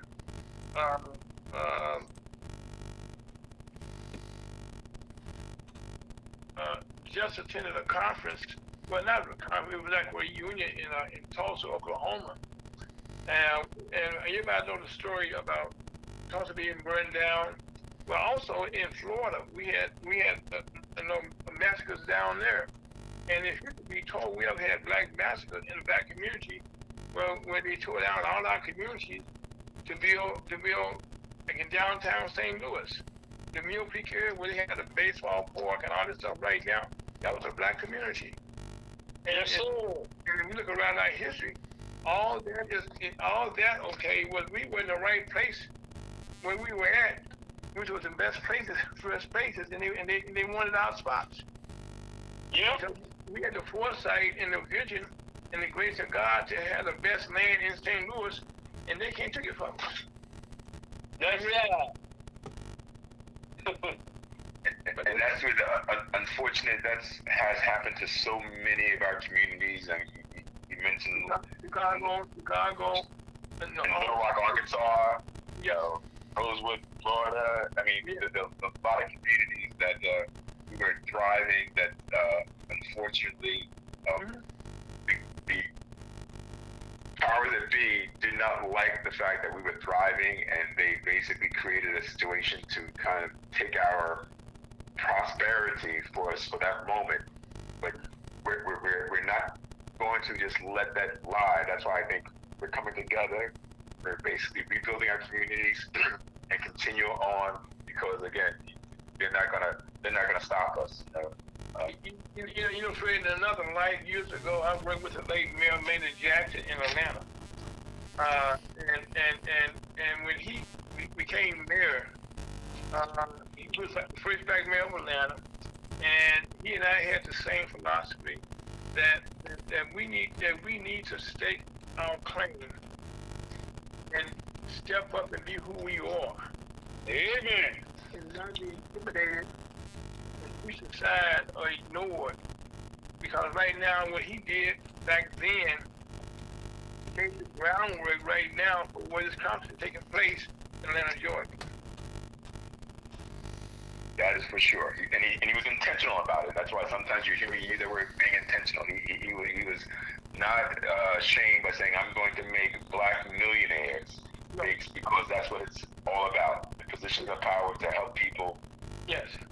He was very upfront with the late Andrew Young, and in fact, I met in those days some people from Music came over. I was down there for another event, and I was able to meet a delegation from Music during the time when Andrew Young was ambassador, when things were kicking off over there, and they asked me to come to Music. And naturally, I was saying yes until I was advised by the gentleman's wife who said, I said, how would that affect me? She said, the folks over there, it would affect you, because I said, if I go to Usual, I can't spend that war to get back home. If something goes wrong, and she said, right now it wouldn't be good for you, so I turned it down. But that's how the man was being peaceful. And what they did back then, I don't know how old you are, Fred. I know Chuck knows this. That's when they created this thing, the black young men being taken out of kidnapped in Atlanta to make that generation of Fred to come to Atlanta. Am I right, Chuck? Oh, it was that and more. That and more. Hey, Chuck! God bless us all. Amen. Good afternoon. Good afternoon, Mr. Charles DeBow. How are you? Yeah, wonderful and great to hear you, sir. And thank you for being part of our lively discussions. But please don't allow me to digress. This time is up to 30. But no, Chuck, before you came in, we opened the door to Fred and his organizations, the people that he planned to work with, that on these airways, that any African, any nation leader that wants to want and to talk to, this airways, our program here is available to them. But we want to be a voice to the voiceless. And Chuck, you've been with me on this since I started this 8 years ago now. Matter of fact, it'll be 8 years next month since we started the program. And you've been with me. We had faith, Chuck. Remember that?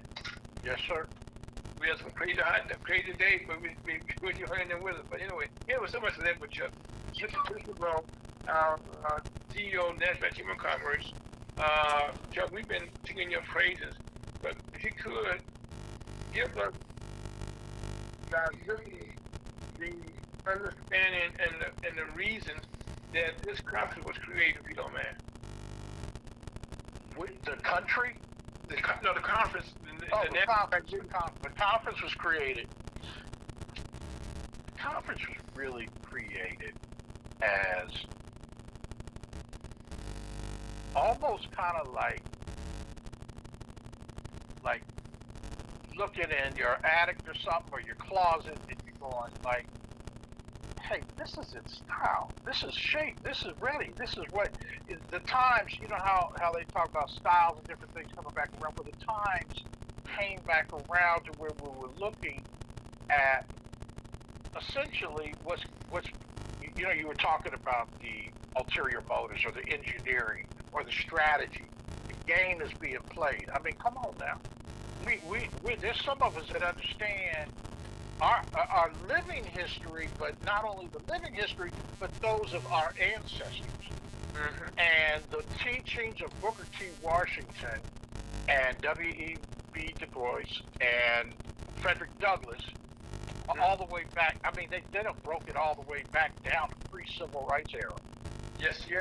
And that's where we coming together to say that, divided, or we got this black business advocacy group, that one over there, and whatever. And so they kind of fooled around and let us kind of halfway get in a coalition that corporate foundations were controlling.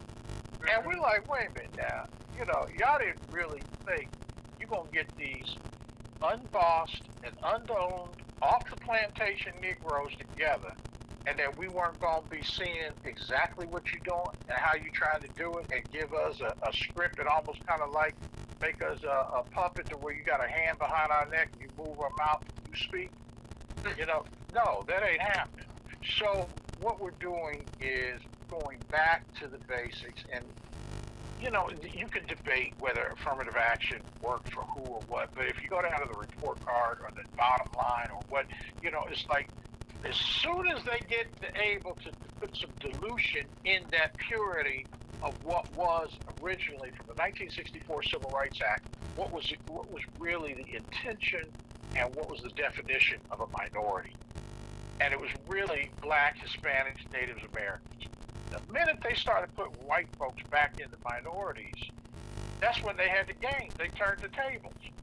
And all the successes of the minority programs were then, we started seeing Black business opportunity and contracting and value measurement slowly going down, down, down, down, down.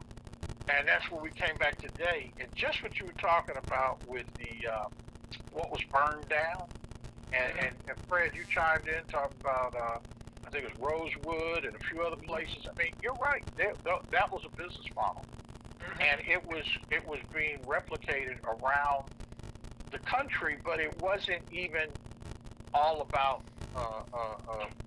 Greenwood and Black Wall Street as much as every city where there were Black folks. We had an area where they were going to leave us alone a little bit, let us do business with ourselves.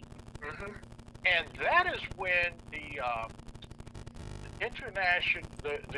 interstate highway system really was the first one that a lot of us saw. And when they started putting highways like right down through the center of the city, or put those circular ones around it, the 495s and the 475 and the 465, all of them, they started doing that, and it was like, well, we're going eminent domain, and we're taking this property. I'm sorry, but you're gonna have to move. And then they came with the next play. The next play was property taxes. Your grandmother, like down there in the Ninth Ward in New Orleans after Katrina, those were homes that were generationally legacy inherited and passed on from generation to generation. Yes. And when they said they wanted to rebuild it, and they said, okay, so what are we going to do? Well, first thing we're going to do is the property taxes going up. And so what happens to those families that really don't have the income of the targeted market that they're trying to move into it, they know you got to let it go or they're going to take it. And so these are some of the little things that they do. And there's there's a lot. You can come with redlining, limiting your access to capital, all these different things that come into play. And then there's always that, I call it the Velveeta cheese, that box of cheese. A lot of people don't understand what does it symbolize. There was a welfare program we had in the United States of America where we're gonna give you a box of cheese, and it wasn't no money cheese, like some cheddar. No, this was old chemically produced American Velveeta. Not knocking the product, but that was your welfare. Don't do anything. We got you. Go give you some cheese. And so we're going all the way back. The long answer, get you back. We're going back to basics. We're going back to the fundamental blueprints that are sound and proven and statistically measurable. And we are very comfortable having a political policy component in the room with us, which is the World Conference of Mayors.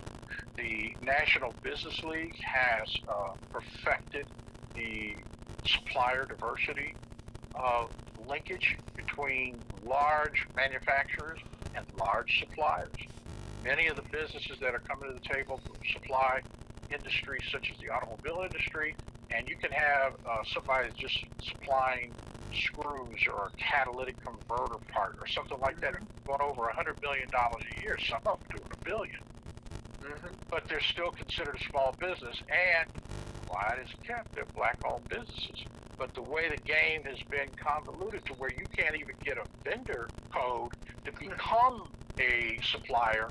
So they're trying to go out now and buy companies that had the vendor number so they can get in there and take them over and try and put more resource, more money, more this, more that.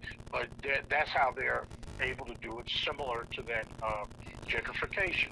That's what we really were describing there. So the conference is coming together. It is global.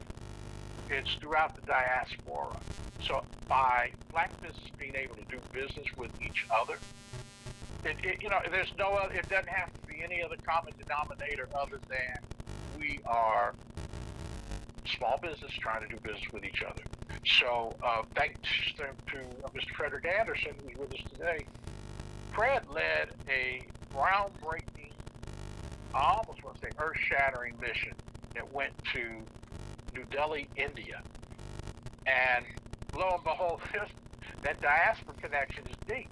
They said, they came to us and told us that they've been following the civil rights movement since Dr. King was over studying under Mahatma Gandhi in 1952.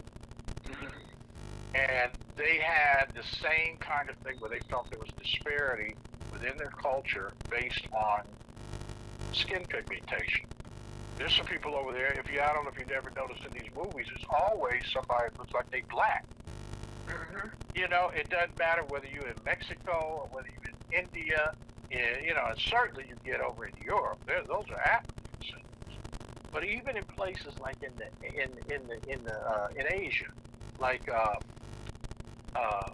Taiwan, Thailand, Siam, all these other places, man, they got different skin pigmentations within their own culture, on which those people end up being disparaged.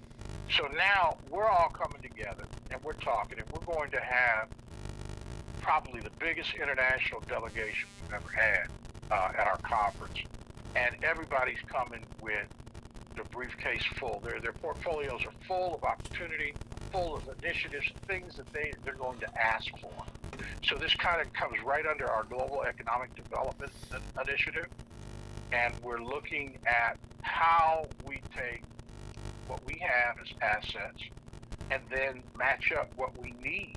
Sometimes we just need access to market. Sometimes, like for example, with India is known for their manufacturing of food processing and other types of mechanical engineering. And when you get over to Africa, they're over there saying, the Chinese came in, then the Indians came in, these other people came in, but they own the machinery to process our food, but we can't. If they try to sell us one, it's going to be an older model, it's going to break down, the price is going to be high, and they're going to make sure they don't maintenance it. We can't take care of it. So they end up putting a monopoly on, you could grow all the, let's say, cashew nuts. You can grow all the cashew nuts you want. But what you going to do with it? Well, to get them processed, you got to come to us. And so that's adding value. And then take mangoes and other perishable goods like that. Because you can't process them, they're like, well, you got to buy them today because they're no good tomorrow. And so they're wasting a lot of product. But that puts them in a position where they cannot sell anything outside of almost like what you put your hand on.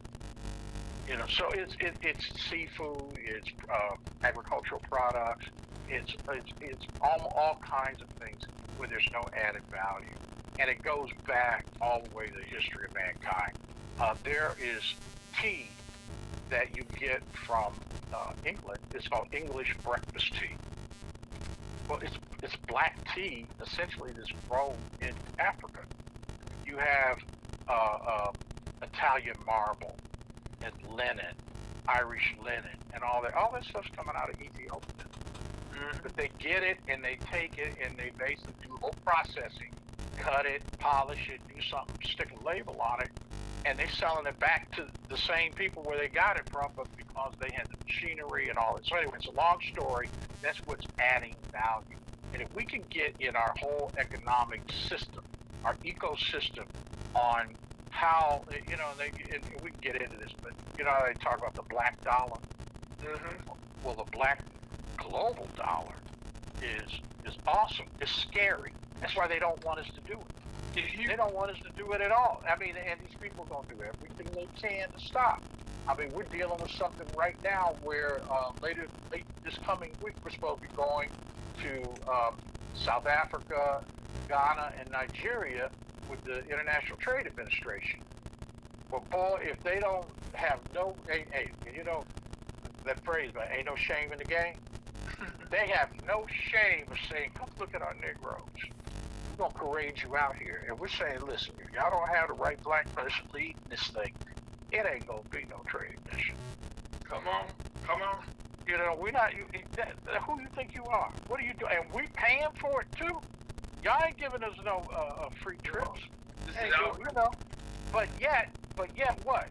Africa's the key to the world, the key to the future. You know, so finally, baby, you know, it's always going to be a few but we're getting there. This conference is going to be where everybody's coming together. We're going to be dialoguing. We're going to have a opening keynote address from Attorney Benjamin Crump. And not only is he going to talk about civil rights and the affirmative action part, he's going to talk about the future and us being able to do business with each other. We have a strong agricultural component that's coming that is going to talk about food deserts, food insecurity, what's going on in other countries. Our dear friend Juan Cabrillo Cavieses is coming from the land management company of Colombia and South America on behalf of the Vice President of the Ministry of Agriculture. And they're going to talk about the reparations they've been doing, where they're giving land to indigenous and Afro descendants. And now they're asking American black farmers, can we help them develop crops and develop customers and put all the technical capacity that we need in there so that they can become a viable commercial entity. Folks, I hate to say this, but we've got three minutes left. Okay. You're welcome. So, Ira, we'll be talking a little bit more about it in the weeks to come. Okay. By the way, Chuck, I sent you a text the other night saying that this past Thursday, we kind of went over and we were planning our first regional conference for the Ministry of Commerce in April. And one of our goals, Fred and Chuck, we want to kind of duplicate as much as we can what's taking place down in Atlanta, Georgia. So a small version of that in the Midwest. Excuse me. Taking it to the streets, as they would say. Showing other people that we don't have to be just one place. And we can, and we plan. We have the space available to do all we want to do, and we want that the world knows. So we in Atlanta, we have a flyer saying, "Come to Ferguson, Missouri, be a part of the Missouri Chamber of Commerce First Regional Conference." Excellent. Congratulations. Lock that date in. We have 2, 3, 5 sponsors that have initiatives and interests and things they'd love to do. And if we get that date on the calendar, we'll put it in the tour. Okay, we appreciate that. Yes, April 4th and the 5th, 2024. Well, we got about 2 minutes left. I'd love to dedicate that to Brother Frederick Anderson. Fred, tell us a little bit about the panels, workshops, and what you feel are the highlights of what our listeners would be excited about. Well, again, the conference on August 23rd to 25th is going to be a stellar event, and we're going to, I'll give you a quick highlight. We're definitely going to be having panel discussions that are going to be every aspect of getting in business, starting a business, getting access to capital, growing your business. We're going to have added panel discussions that are going to feature the other attendees that are going to be talking about such topics as trusting yourself in uncertain times of entrepreneurship, transformative power of wellness and business culture, topics including institutions of change. One of the great topics that we think is going to be really good is having the athlete's mindset in business. So I think that's a great workshop that people should be interested in. We're also going to have the U.S. Census Bureau there. We're going to have the U.S. Patent Office there, talking about how to protect your intellectual property. We're going to have representatives from the Exit Bank and Prosper Africa, helping you to finance international trade business. So before we get cut off, how can people find out about it? Where can they go? What website?